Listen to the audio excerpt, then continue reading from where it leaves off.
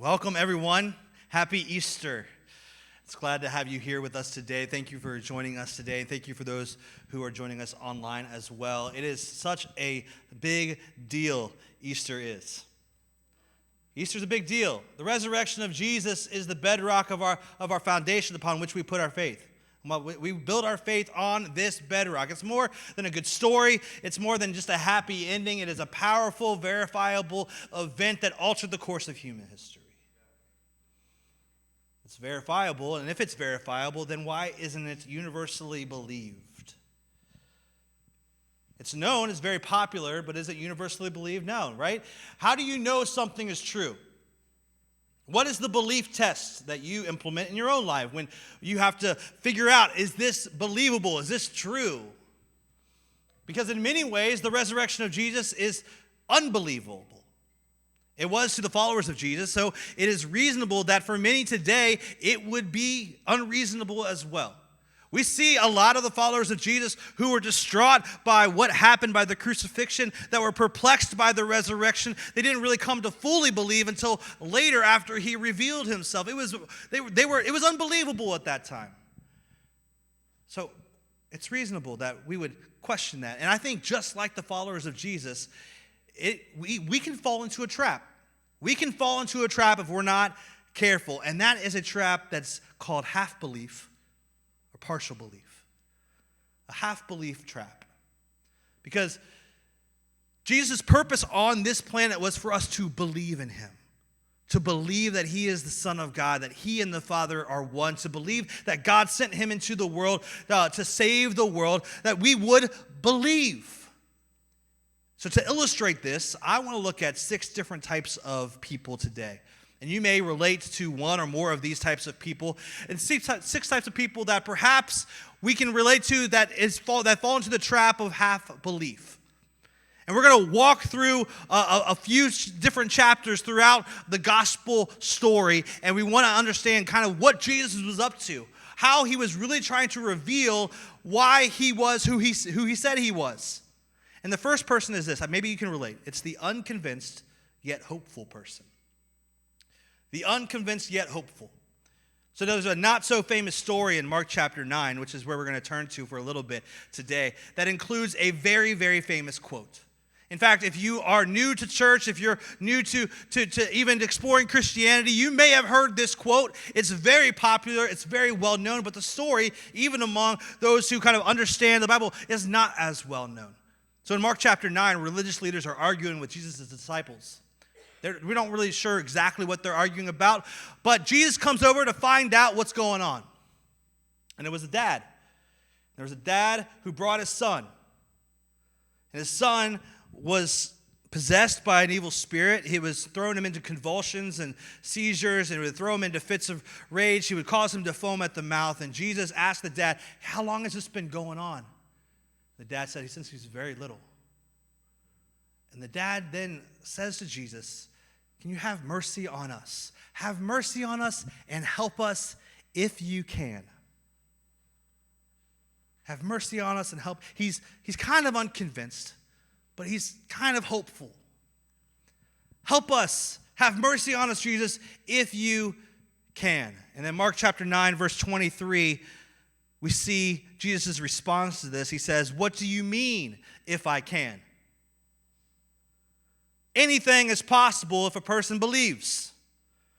Now, while that may be a popular quote, that's not the one I'm talking about. But I think we've heard that too. Like, anything is possible if you just believe. Well, then the Father says the famous line, right? He instantly cries out, it says in the next verse, "I do believe, but help my unbelief." I'm unconvinced, yet I'm hopeful. I do believe, but there's a piece of me that doesn't believe. Right? There's a part of me that doesn't. I'm kind of in this trap of half belief. But here's what I know, and parents, you'll relate to this. I'm a parent as well. Parents will do anything to save their kids.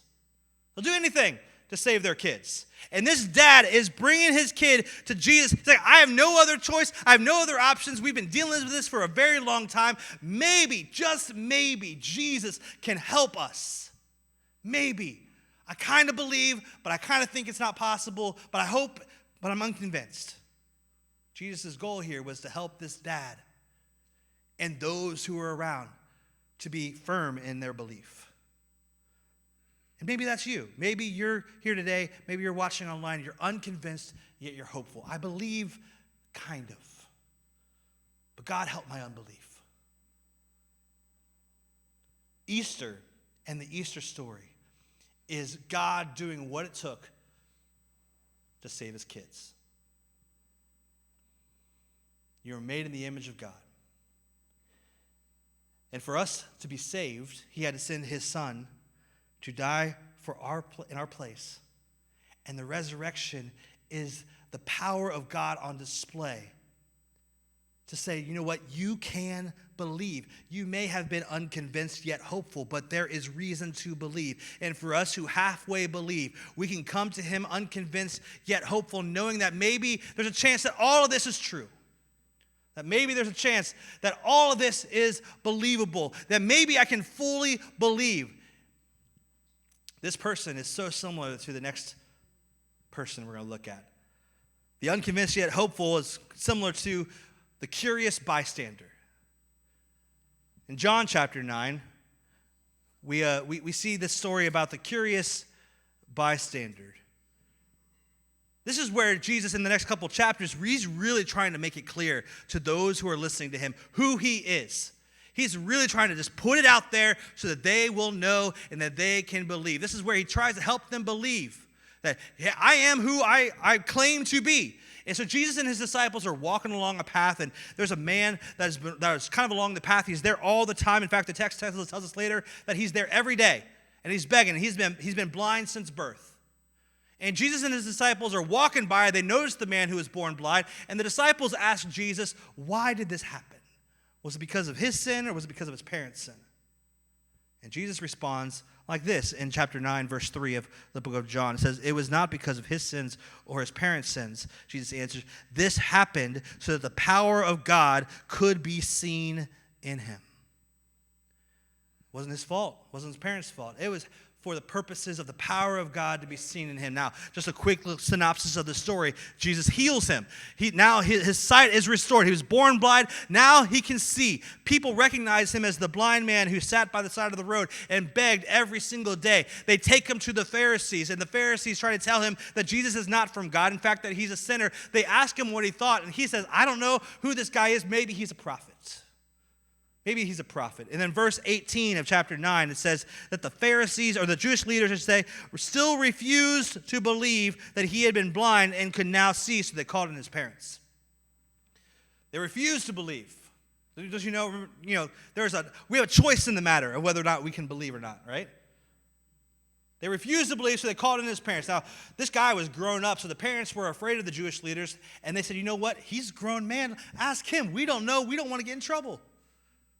So they brought in the former blind man back again, questioned him a second time, asked him again. And his response here is so good. It's so good. We find it in verse 25. They say, we know Jesus is a sinner, and he says, I don't know whether or not he is a sinner, but I know this. I was blind, but now I see. That's all I know. I don't know what you're talking about. I don't know if this man is a sinner or not. I don't know if what you're saying is true or not. All I know is I was blind, and now I see. Pharisees don't like that answer too much. And word gets back to Jesus about kind of how they're throwing him out. And there's this big argument between the person and the Jewish leaders there. And Jesus gets word, and he goes back and revisits the man. He revisits the man. And we find this kind of in verse 35. It says, when Jesus heard what had happened, he found the man, and he asked this question, do you believe in the Son of Man? Do you believe? The man answered, who is he, sir? I want to believe. Jesus is like, you're looking at him, right? You've seen him, Jesus said, and he is speaking to you. And the man just exclaims, yes, Lord, I believe. And he worshiped Jesus. He was curious. I want to believe. I really want to believe. And he was just kind of doing what he always did on the side of the road. And God positioned him there so that he could be used for the glory of God. Jesus is trying to clue people in on his purpose, to help them fully believe in him. He knows what's coming. He knows what's down the path. He knows what the will of his Father is. He knows the kind of death he's supposed to endure, and he knows what's coming next, but he also knows that nobody else does. So he's like, I want these people to know. I want to help them out a little bit. They need to be able to believe I am who God sent into the world, that God sent him for them. But this guy is like so many of us. He was curious. I want to believe. I want to believe in him. Like the first person, he's unconvinced. And here's the thing. We partially believe. We half believe when we're curious. It starts with curiosity, right? But curiosity and desire can only take us so far. Half faith is wavering faith. It will come and go. It is not solid. It is not, firm. And James, the brother of Jesus, said that this type of faith, this type of person is unsettled and unstable. So his answer to the Pharisees is so relatable. I don't know if this guy's a sinner. All I know is I was blind and now I see. I have had this encounter with this man. This is my review. It's a top-notch review, 5 stars. People buy that, right? Most people buy that. Jewish leaders weren't buying that. But we put faith in and we put stock in bold claims and eyewitness accounts, and we should. And we should. They're credible. These eyewitness accounts are credible. But while we use reviews to form opinions, we fully believe in something when it's personal. Jesus revisits the man because he's like, I need to make this personal for him. He's curious now. He's had this miraculous encounter where he was blind, but now he sees, but he doesn't really fully know what's going on. I have to pay this guy a visit. And Jesus pays him a visit, and he says that the guy says, I want to believe. Who is this Redeemer? Who is this? Who is the Son of Man? Who is the Son of God? You're looking at him. And then he goes, oh, it's you? Yeah, I'm in. I'm fully believe. Paul says in 1 Corinthians 15 that after the resurrection, Jesus appeared to his disciples and to 500 other people before he was ascended into heaven. And then after all of that, Paul says that he appeared to me also. He says, you can believe the resurrection of Jesus because of these eyewitness accounts, and you should, but cements belief in your heart is when you have a personal encounter, a personal experience, a personal relationship with Jesus. It's something that you'll never disbelieve when that happens. You won't waver, you won't be unsettled, you won't be unstable, you will be firm in your belief that Jesus is Lord. It's when it's personal, it is seated down deep inside of you. The third person is this, the blind expert. We see that the Jewish leaders are around when Jesus is talking to the man who was born blind. And they hear him say this thing. And in fact, they hear what he tells that man next. Jesus tells him that I entered the world to render judgment, to give sight to the blind, and to show those who think they see that they are blind. Some of the Pharisees are standing nearby, heard him and asked, are you saying we're blind? He says, if you were blind, you wouldn't be guilty, but you remain guilty because you claim to see. You claim to see, the blind expert. We see all this kind of play out a little bit where they are kind of enraged because Jesus is calling them out a little bit. Say, hey, you guys think you know what's going on. You've been trained in the scriptures. You've memorized everything. You think you have all the answers, but there's something that you are blind to. You're not seeing everything. You're only seeing what you think you want to see. It's the blind expert. So then he goes into this whole story, this whole idea of what he's trying to make it plain to them. And he says this in chapter 10, I tell you the truth, anyone who sneaks over the wall of a sheepfold rather than going through the gate must surely be a thief and a robber. But the one who enters through the gate is the shepherd of the sheep. The gatekeeper opens the gate for him, and the sheep recognize his voice and come to him. He calls his sheep by name, and he leads them out. And after he has gathered his own flock, he walks ahead of them. And they follow him because they know his voice. They won't follow a stranger. They run from him because they don't know his voice. And then in verse 6, it says that those who heard Jesus use this illustration didn't understand what he meant. Of course, why? Right? Like they just didn't understand what he meant. So then Jesus kind of goes on and says, I am the gate for the sheep. I am the gate for the sheep. The blind expert is notorious for rejecting things that don't line up with what they think is true. And what Jesus was trying to say was that his voice is recognizable to those who are ready to hear him. That his voice is rejected by some, but those who are able to recognize his voice come to him. Here, Jesus says to them and to the crowd that God is the gatekeeper. That he was the gate, that we are the sheep. But we have a choice to listen to him or not. And then verse 10, just a couple verses later, he says, the thief comes to steal, kill, and destroy, but I have come that you might have life and have it more abundantly. Life to the fullest. Here's what I know.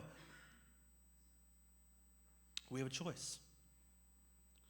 Are we listening to his voice or are we listening to somebody else's voice? And maybe you don't call yourself an expert. You're like, well, I think I kind of know. Yeah. What I know is that in our culture, in debate culture that's kind of alive and well today, and kind of this idea that we feel like we know what's going on, we know it, that whole thinking poisons our listening receptors to hearing God's voice. The noise that seems godly but is really deceptive and destructive. Jesus came to give us life, but we have to believe in him. And the next person is very similar. Maybe you're not the expert, but maybe this next person relates to you. It's the deeply opinionated person. So there's people all around Jesus when this happens. And it says that became winter. Jesus was in Jerusalem. It was around the time of Hanukkah. He was in the temple. And it says that people surrounded him. They have something on their minds. They have to know. It's the thing that he's been trying to reveal to them this whole time. And it says this in chapter 10, verse 24. It says, the people surrounded him and asked him, how long are you going to keep us in suspense, Jesus? If you're the Messiah, just tell us. Just tell us plainly. And Jesus replies to them, I've already told you, and you don't believe me. The proof is the work I do in my Father's name, but you don't believe me because you are not my sheep. My sheep listen to my voice. I know them and they follow me. Jesus gets a rap for speaking in parables that are, a lot of people are hard. They don't understand the parables that he's saying. But here he comes right out with it. They ask him, hey, are you the Messiah? Just tell us. And he's like, I've already proven it to you. I've already told you. It's right there. In fact, in verse 19, it says this, that says that when he said these things, the people were again divided in their opinions about him. So they have some back and forth, this crowd, the people that surround him and Jesus. And those who weren't fans picked up stones to kill him. And he asked them, why are you stoning me? Why do you want? Which I feel like is just you're kind of needling him a little bit. Why are you stoning me? And here's what he said. Here's what they said. They said this in verse 33. We're stoning you for not for any good work, but we're stoning you for blasphemy. You, a mere man, claim to be God.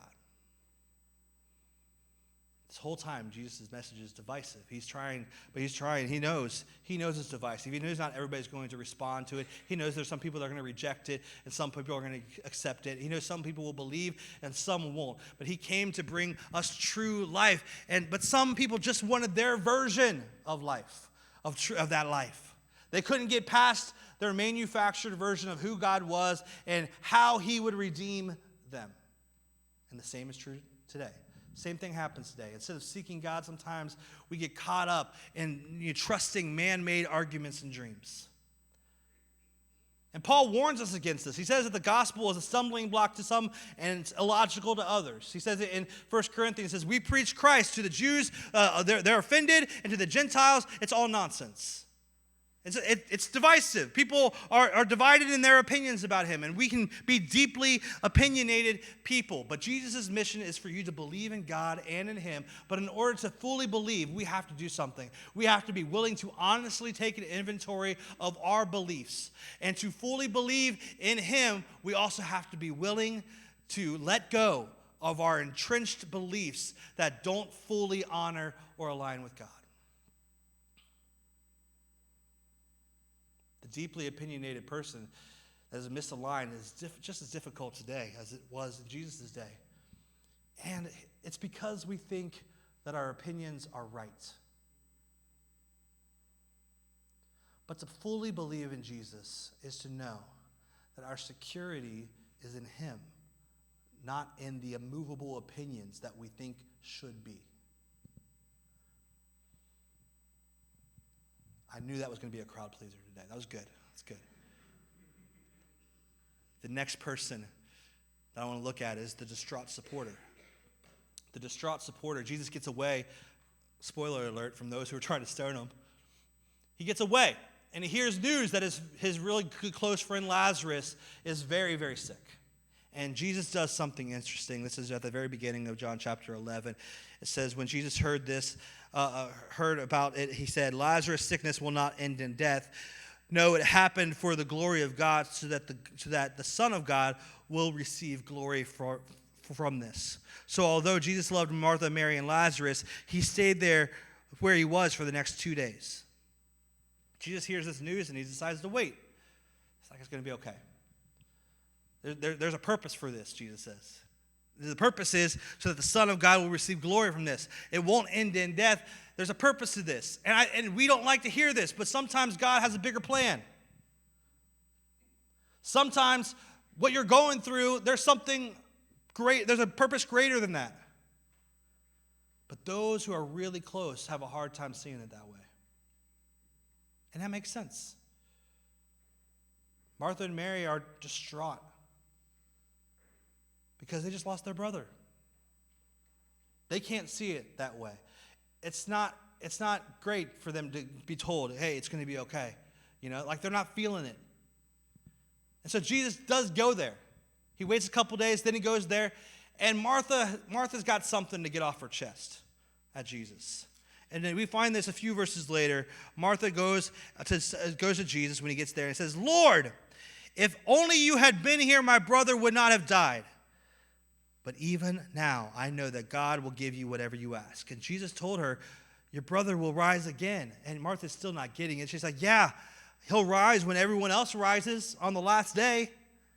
And Jesus told her, I am the resurrection and the life. Anyone who believes in me will live even after dying. Everyone who lives in me and believes in me will never, ever die. And then he asked Martha, do you believe this, Martha?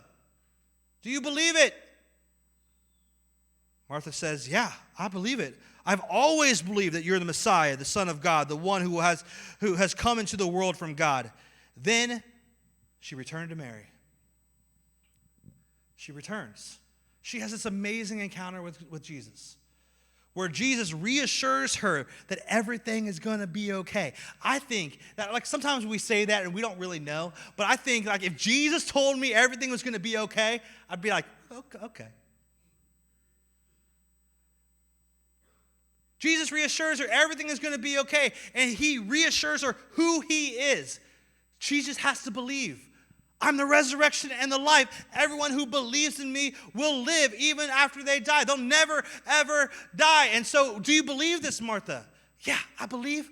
Yeah, she proclaims her belief. Then she returns to Mary, and her emotions win her over again.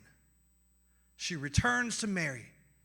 Reality sets in, and her faith takes a huge hit.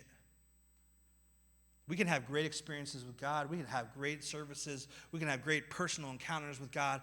We can have this amazing thing where God does something in our life. He reaffirms, reassures us. We think that our life has changed drastically, and then we go and we return to our mess, and we're recaptured by our sorrow. We're recaptured by our messy reality. Martha proclaimed her belief that Jesus is the Messiah, the Son of God, the chosen one, but couldn't believe that he could raise Lazarus from the dead. She returned to Mary. Mary's crying. The mourners are crying. She sees all the grief, and she's instantly transported back into this emotional state of being distraught. And everything that Jesus just told her, gone. So then we get to verse 38. Jesus goes, he weeps, he's angry because people still don't get it.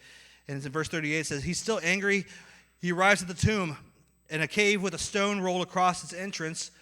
And he says, roll the stone aside, Jesus told them. Martha, the dead man's sister, protested, Lord, he has been dead for 4 days. The smell will be terrible. That's probably true. Jesus responded, "Didn't I tell you that you would see God's glory if you believe?" Martha, we just had this conversation. Didn't I just tell you that you would see God's glory if you believe? So they rolled the stone aside. Jesus looks up to the heaven, and I love this prayer. Jesus, Father, thank you for hearing me. You always hear me, but I said it out loud for the sake of all these other people. Why? Because so that they will believe that you sent me. I say it out loud because I want them to know, I want them to believe that you sent me into this world. It couldn't be any more plain than that. And Jesus shouted, "Lazarus, come out!" And the dead man came out, his hands and feet bound in grave clothes, his face wrapped in the headcloth. And Jesus told them, "Unwrap him and let him go." And then it says, many of the people who were with Mary believed in Jesus when they saw this happen. This whole progression of belief. He's helping people personally believe in him all along the way. And in this foreshadowing of what was to come that only he knew about, he's literally saying, listen, God has power over death and the grave. I am the resurrection and the life, and I'm going to prove it right now. If you will believe, no, you're here. Get it. But I get it. Life gets tough, right? It hits hard. Maybe you believe, but life has dealt you a big blow and your faith is shaking. Jesus knew the struggle, and he knows yours. And he's here to reassure you where your faith belongs and how firm you can be if you believe in him, even when it seems hopeless. He's saying there's always hope. Now, intertwined with this is the last person, and we're going to get to it quickly. It's the zealous skeptic. The zealous skeptic. In the middle of this story, right? We've already seen that the news comes to Jesus that Lazarus is very, very sick. He decides to wait, right? So then he says, let's go back. And the disciples are trying to not let him go because like, hey, we were just there. They tried to stone you, Jesus. Let's not go back there just quite yet. Except for one guy. And it's not the guy that you would expect, right? In verse 16 of chapter 11, it says this. It says that Thomas, nicknamed the twin, said to his fellow disciples, let's go. Let's go too and die with Jesus. Like we know this guy as doubting Thomas. But here, Thomas displays this bold trust, this bold belief in Jesus, that he is willing to go and die with Jesus if necessary. But when it all shook down, right, what happens? He couldn't believe in the resurrection of Jesus. He couldn't believe. Now, we don't fully believe with just bold claims, but when it's personal, right? So, which brings us to John chapter 20. John chapter 20, we read this, and we've already heard it today. Early on Sunday morning, while it was still dark, Mary Magdalene came to the tomb and found that the stone had been rolled away. Jesus was in the tomb, right? No, she ran and found Simon Peter and the other disciple, the one whom Jesus loved. She said, they've taken the Lord's body out of the tomb, and we don't know why, or we don't know where they have put him. And a few verses later, it says that John, who had reached the tomb first, went in to the tomb, saw it was empty, and believed. For until then, they still hadn't understood that the scriptures that said Jesus must rise from the dead. So these guys who had a personal relationship with Jesus, an earthly relationship with Jesus, here is where it became solidified. Here is where their belief became cemented. And Jesus appears to his disciples that night. That night, he shows up to them, but guess who wasn't there? Thomas wasn't there. So we have this whole other encounter. In verse 24 of that chapter, it says, one of the 12 disciples, Thomas, nicknamed the twin, we know him from before, was not with the others when Jesus came. They told him, we've seen the Lord. But he replied, I won't believe. I refuse to believe unless I see the nail wounds in his hands, put my fingers in them, and place my hand into the wound in his side. So 8 days later, the disciples were together again, and this time Thomas was with them. The doors were locked, and suddenly, as before, Jesus was just right there standing among them. He says, peace be with you. And then he says, Thomas, put your finger here. Look at my hands. Put your hand into the wound in my side. He says, don't be faithless any longer. Believe. Thomas exclaims, "My Lord, my God." And then Jesus tells him, "You believe because you have seen me, but blessed are those who believe without seeing me." I love that. Don't be faithless any longer, Thomas.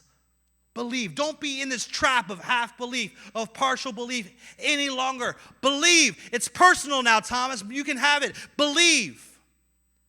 When Jesus went to the cross, Thomas thought the mission was over. He couldn't believe that Jesus would be raised from the dead. Not until that day. He was a zealous follower, willing to face death if necessary, but doubted the full claims of Jesus. And maybe you're here today and you are too. And that's okay. That's okay. Jesus isn't turned off by your doubts. In fact, notice that Jesus came back a second time just to see Thomas, just to make it personal for Thomas. When it's personal, it's transformative. It changes our mindset. It changes our priorities. It changes our lifestyle. It just changes who we are. He did it for the father of the possessed boy. He did it from the man blind from birth. He did it for Martha. He did it for Thomas. He did it for Paul. Paul says he has a direct revelation from Jesus. He will do it for you. It was personal. And it will be for you too. You have to believe. I love what John says at the right after that encounter with Thomas, what John says and reaffirms what Jesus' purpose was and what John's purpose was for writing his Gospels. It says in verse 30, the disciples saw Jesus do many other miraculous signs in addition to the ones recorded in this book. But these are written so that you may believe that Jesus is the Messiah, the Son of God, and that by believing in him, you will have life by the power of his name. The whole purpose for you to believe in him, so that you can have life to the full. He came to give you life. Life to the full. But you have a choice. You have a choice. You can reject his voice. You can reject the claims. You can reject the eyewitnesses' accounts. You can form your own opinion about it. You can have doubts. You can be unconvinced yet hopeful. But you have a choice. Do you believe? Will you believe? Earlier in John's gospel, he says that God so loved the world that he sent his son that whoever believes in him won't perish but have everlasting life. In Romans chapter 10, Paul says that if you believe in your heart and you confess it with your mouth that Jesus is Lord, you will be saved. Do you have half faith? Do you have partial faith? What person do you relate to the most? Is it the unconvinced yet hopeful? Is it the curious bystander? Is it the blind expert, or maybe the deeply opinionated? Is it the distraught supporter, or maybe the zealous skeptic? Jesus came for each of these people and many more. Why? So that you would believe in him and have a relationship with the Father, so he could give you abundant life. Abundant life. So maybe today, maybe your takeaway is that you're ready to surrender your life to Jesus. Maybe it's the day that we're saying, I'm ready to say yes. Maybe you're like, I've let my hurt, my doubts, my failure keep me from Jesus. But I'm ready to fully believe and say yes today. Or maybe as I once walked with Jesus, I once had a relationship with him, but I walked away. I'm ready to commit again. I'm ready to really, it's personal. I'm ready to make that personal decision to follow Jesus. Today I want to pray with you, because he came so that you could have life if you believe. Let's pray. Father, thank you. We celebrate Easter today because it's a celebration of life. It's a celebration of the power over death and the grave, that you raised Jesus from the grave, from death to life.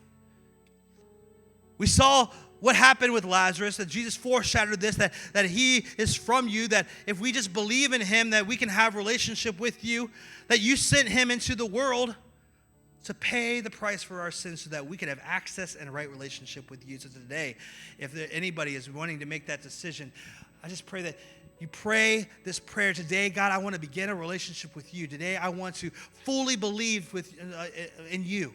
I'm saying yes today. Thank you, Lord God, for raising Jesus from the dead. Thank you for that resurrection that ratified my right standing with you.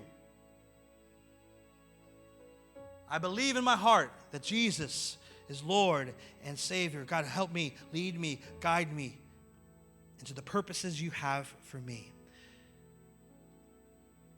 Father, we believe in you. Help us to fully and firmly listen to your voice. And when things come at us from all different sides, not to waver, but to be secure in you.